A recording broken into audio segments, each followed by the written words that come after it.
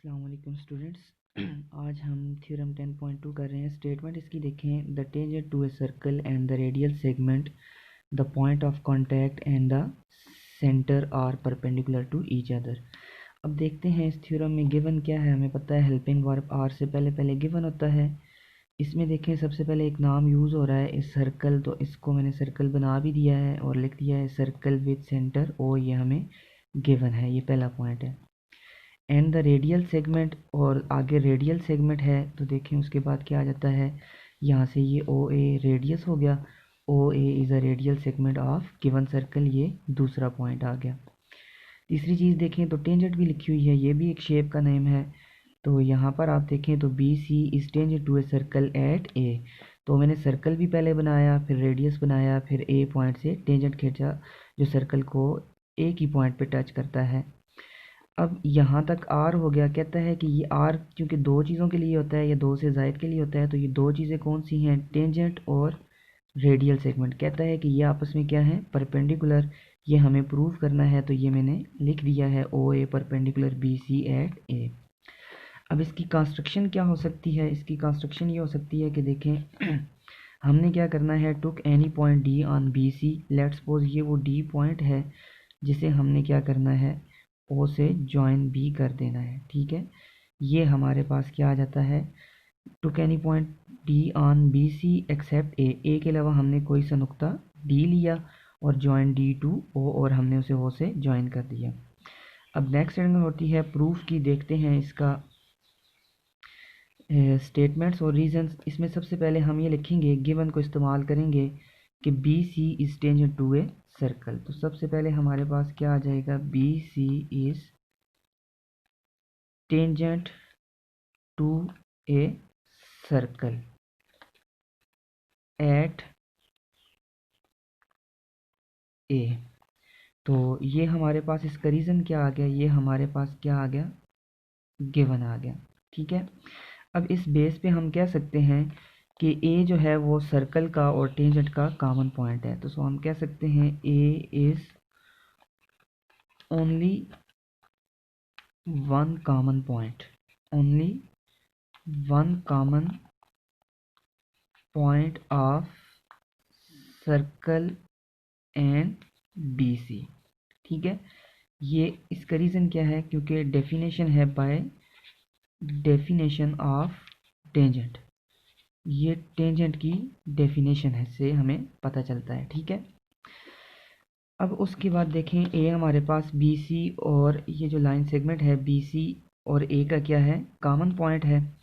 तो D accept सी है, D point क्या है, E X C P T except C, sorry except A, D except A on B C. इसका reason क्या है, ये हमारे पास कंस्ट्रक्शन है, ये हमारे पास क्या है, कंस्ट्रक्शन है।